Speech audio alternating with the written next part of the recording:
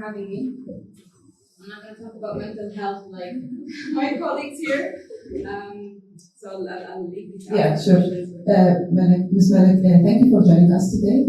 Actually, I would like to discuss a few things with you regarding the procurement and the challenge of that field with the women.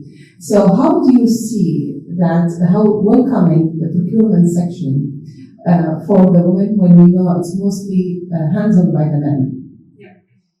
Good question, because conventionally the procurement function is male dominated. And it's not just the procurement function, I think it's a lot of the corporate functions, as well as a lot of this STEM related fields. But nonetheless, I wouldn't say that it's not welcome. In fact, there's a lot of incentive and motivation to have women in procurement, considering, so I'll tell you about that, considering modern day procurement. So procurement has evolved. If we look at the classical, traditional procurement role, it's mostly around having that category expertise or technical know-how, your classical negotiation skills. But with the change in the market dynamics, with the global pandemics, with the shift to the digital world, obviously, we see that.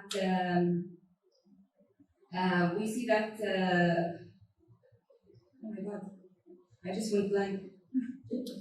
Sorry, guys, I'm a little bit. Okay, no problem. We can come back to this question. It's fine. Let me. I'll just gather my thoughts. Give me a second.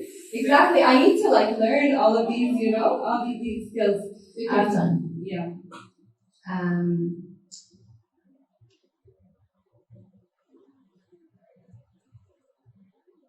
We can come back if you want. Yeah, sorry. Okay. So what do you feel, what is the challenge the women normally can see in the procurement section? So we can see women as leading a lot of change within procurement. They'll be part of a lot of the digital transformation because of the creativity, because of the innovation that they can provide to their organization. So there's going to be a lot of challenges with the resistance that they will face from their peers, from all the stakeholders.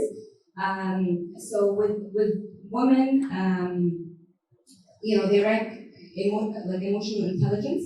Usually women rank higher on empathy, let's say, and on interpersonal skills.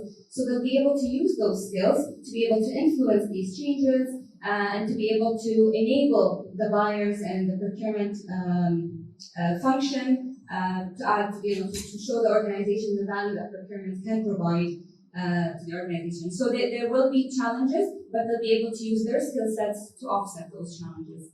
Well, thank you. How do you see the future of procurement?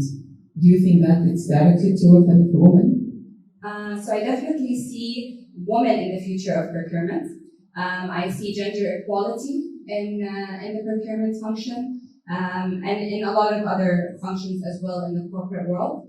I think that we need the right balance of skill sets that we can get from both genders to be able to maximize the value that we are providing to the organization. And I also see women in leadership. So on the contrary of what people think that leadership, the skill sets women maybe don't have all the skill sets that are required for leadership.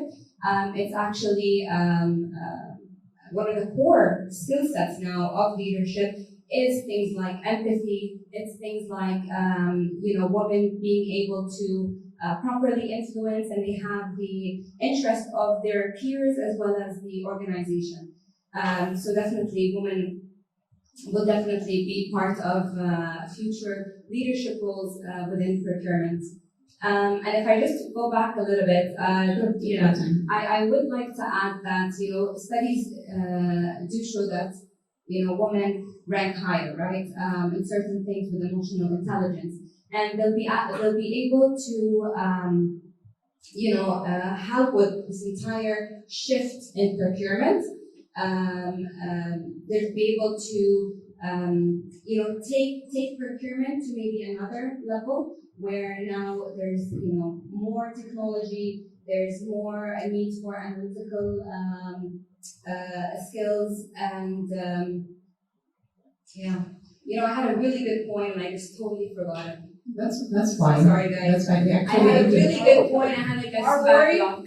Yeah. It happened. No, I actually enjoyed all the information that you have given us today. Thank you for joining us today, and we'll hope to see you again shortly. No worries. Thank you. For having me. Thank you.